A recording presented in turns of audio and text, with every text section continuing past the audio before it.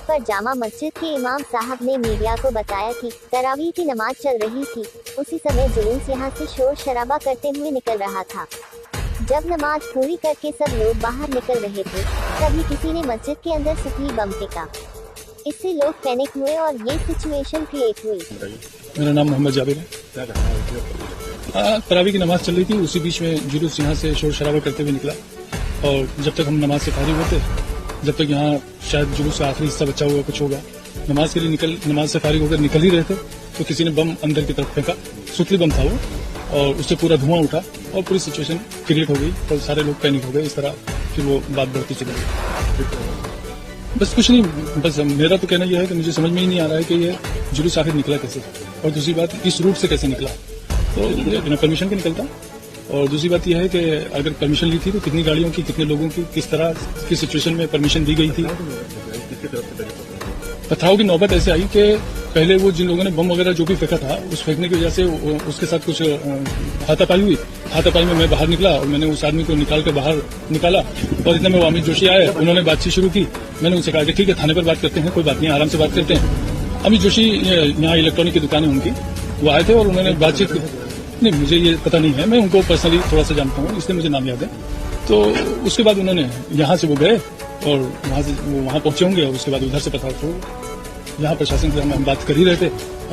हमारे साथ जो लोग नमाजी थे और उसके अलावा जो और लोग थे जो पास से आ गए हो सकता है यहीं पास में रहने वाले, जब शोर शराबा सुना था आ गए, तो हम पुलिस प्रशासन के साथ बैठकर उनको बिठाकर समझाइश देकर बात कर ही रहे थे। इतने में उधर से पथराव शुरू हो गया। पुलिस के सामने, हाँ, पुलिस के सामने शुरू हुआ।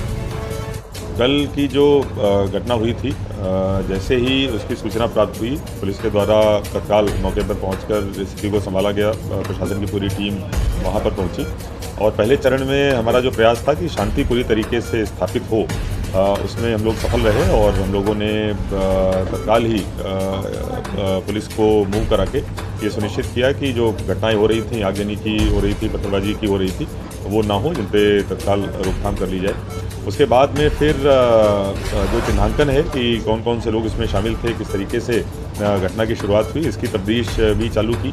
और जो FIR हुई थी उसके आधार पर अभी तक जो अंतिम जानकारी मैंने ली थी कि 13 लोगों को इसमें गिरफ्तार भी किया गया है। कुछ लोगों के खिलाफ हम लोग रास्ता की भी कार्रवाई करेंगे। कुछ अन्य भी FIR इसमें लॉन्च होने की संभावना है, जिस तरीके से लोग आ रहे हैं और वीडियोज़ देख रहे हैं। कुल मिला के अभी पूरी तरीके से शांति स्थापित है और हमारी तरफ से जो भी कार्रवाई बनती है, वैधानिक कार्रवाई बनती है, वो कड़ी से कड़ी कार्रवाई की जाएगी, जिससे भविष्य में इस प्रकार की घटनाओं की पुनरावृत्ति ना हो और कोई भी एक भी जो जिम्मेदार व्यक्ति है उसको बख्शा नहीं जाएगा। जहाँ तक बंद आदि कराने वाली बात है, मुझे लगता है इसकी कोई भी आवश्यकता नहीं है, क्योंकि शांति स्थापित है, प्रशासन अपना काम कर रहा है और जो भी दोषी हैं उनमें से किसी को भी बख्शने का कोई सवाल पैदा नहीं। अगर कोई सोशल मीडिया पे पहले से ही 144 के इस प्रकार के निर्देश हैं कि अगर कहीं कोई अफवाह फैलाता है या इस प्रकार की चीज़ सामने आती है तो उसके खिलाफ कार्रवाई बनती है। आपके माध्यम से मैं सबसे अपील करता हूँ कि कृपया इस प्रकार के अफवाहों से बचें और सोशल मीडिया का इस्तेमाल अफवाहों को फैलाने के लिए ना करें, क्योंकि इसके लिए आपके खिलाफ कार्रवाई होगी। घायलों की सूचना जैसे ही प्राप्त हुई थी उनको MI हमारे द्वारा भेजा गया था। अभी उनकी हालत ठीक है, कोई सीरियस इंजरी नहीं थी। बाकी हम लोग घटना पे पूरी तरीके से नज़र बनाएंगे। देखिए, जो घटना की शुरुआत है वो मस्जिद के पास से हुई और जुलूस जब निकल रहा था वहाँ पर पहले वाद विवाद हुआ है और उसके बाद फिर मारपीट हुई है।